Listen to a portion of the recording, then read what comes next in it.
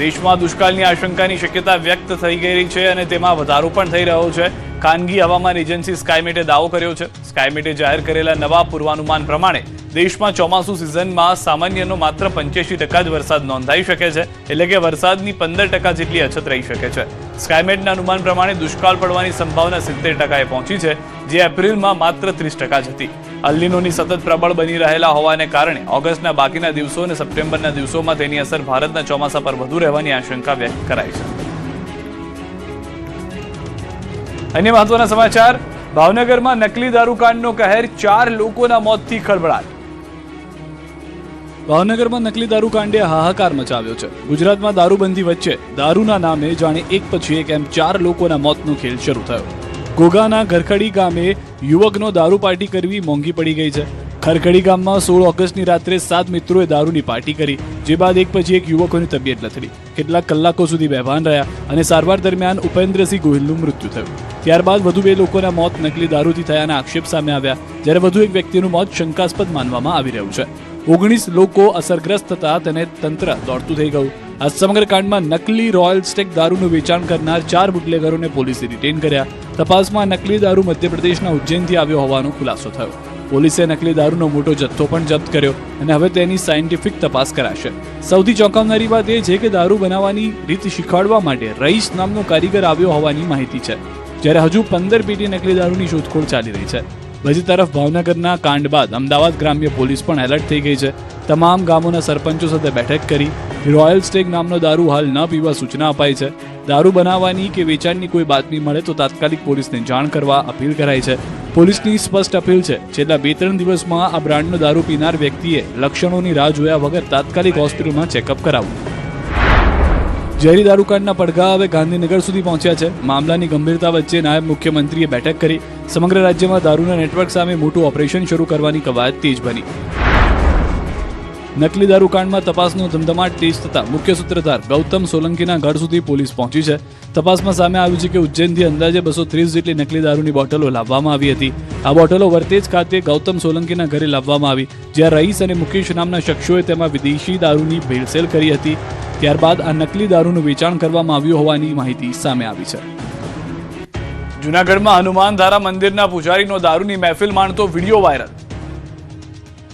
ગિરનારની પવિત્ર ભૂમિ પર દારૂની મહેફિલનો વિડીયો વાયરલ થયો. ગિરનાર પર આવેલા હનુમાનધારા મંદિર અને ઉપરકોટ નજીક આવેલ રામજી મંદિરની પવિત્રતા સામે સવાલો ઉભા કરતો કથિત વિડીયો વાયરલ થયો.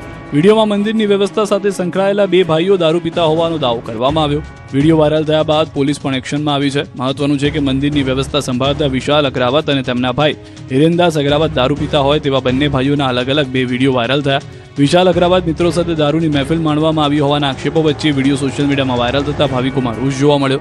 આ સમગ્ર મામલે એ ડિવિઝન પોલીસ પણ હરકતમાં આવી અને વિડીયોમાં દેખાતા બંને ભાઈઓના નિવાસસ્થાને પહોંચી તપાસ હાથ ધરી.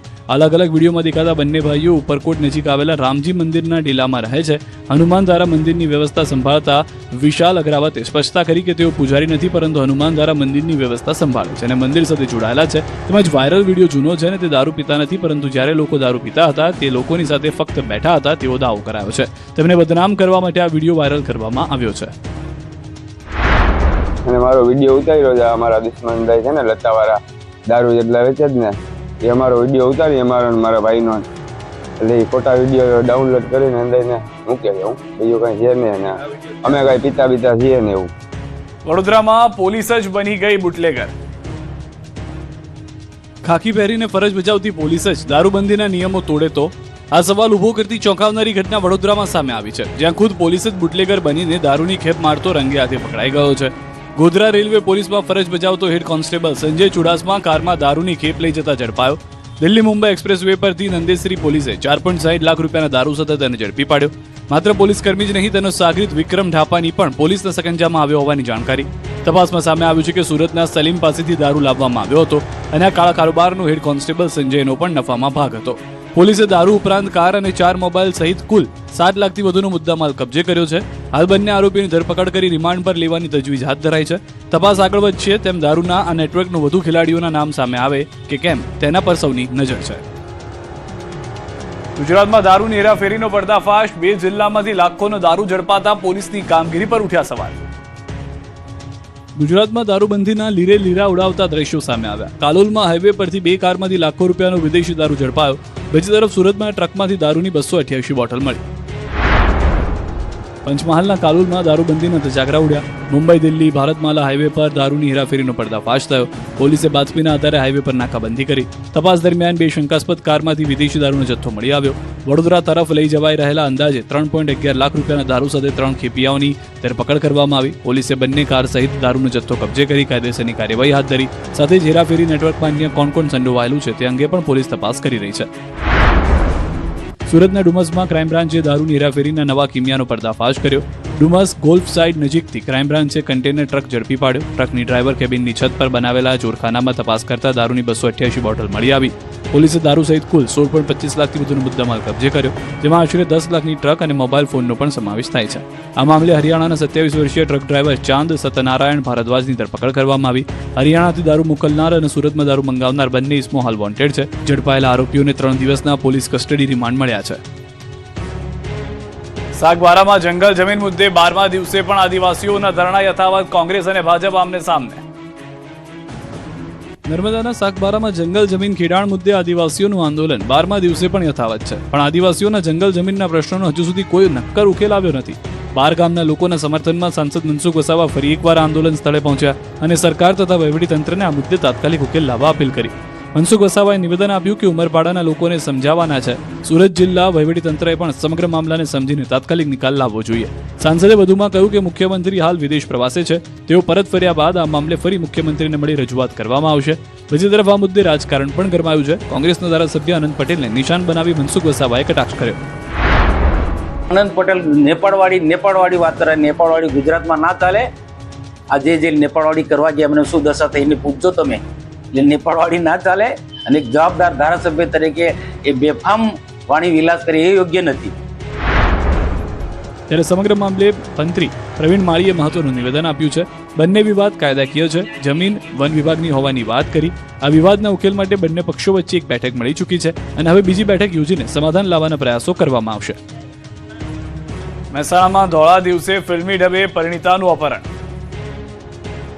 આ દ્રશ્યો કોઈ બોલિવૂડ ફિલ્મના નથી, પરંતુ મહેસાણાના અમરપુરા પાછળ આવેલી શિવ વાટિકા સોસાયટીના છે, જે ધોળા દિવસે પરિણીતાને ઉઠાવી ગયાના આક્ષેપથી ચકચાર મચી છે. પ્રેમ લગ્ન કરીને રહેતી પરિણીતા તેના જ પરિવારનો બળજબરીપૂર્વક ઘરેથી લઈ ગયા હોવાનો આક્ષેપ કરવામાં આવ્યો છે. પાલનપુરથી આવેલા પરિવારજનો સહિતના શખ્સોએ કારમાં ધસી આવી ઘરમાં હુમલો કર્યો હોવાનો દાવો છે. સાસુ સાથે ઝપાઝપી કર્યા બાદ પરિણીતાને બળજબરીપૂર્વક ખેંચીને કારમાં બેસાડી ફરાર થઈ ગયા હોવાનો આક્ષેપ છે. ઘટનાના સીસીટીવી સામે આવતા સમગ્ર મામલો ગરમાયો છે. વાયરલ થયેલા સીસીટીવીમાં જોઈ શકાય છે કે કેવી રીતે કારમાં આવેલા શખ્સો ઘરમાં ઘૂસીને હુમલો કરે છે અને ત્યારબાદ યુવતીને ખેંચીને લઈ જતા જોવા મળે છે. એટલું જ નહીં, આરોપીઓએ જાતિ વિષયક અપશબ્દો બોલી ધમકી આપી હોવાનો પણ આક્ષેપ કરવામાં આવ્યો છે. સમગ્ર મામલે મહેસાણા ઈ ડિવિઝન પોલીસે સીસીટીવી ફૂટેજના આધારે તપાસ હાથ ધરી છે. સાથે જ એટ્રોસિટી અને અપહરણ સહિતની કલમો હેઠળ ગુનો નોંધાયો હોવાનું પણ સામે આવ્યું છે. પરિવારની ફરિયાદના આધારે પોલીસે પરિણીતાની શોધખોળ શરૂ કરી છે. ગુજરાતમાં તસ્કરો બેફામ બન્યા છે. સુરતથી ભરૂચ સુધી ચોરીનો સિલસિલો યથાવત. રાજ્યમાં તસ્કરોનો તરખાટ જોવા મળી રહ્યો છે. સુરતમાં તસ્કરો એક સાથે 7 જેટલી દુકાનોને નિશાન બનાવી ચોરી કરી. તો બીજી તરફ ભરૂચમાં રાત્રિના અંધારામાં તસ્કરો સોસાયટીમાં આટાફેરા કરતા સીસીટીવીમાં કેદ થયા.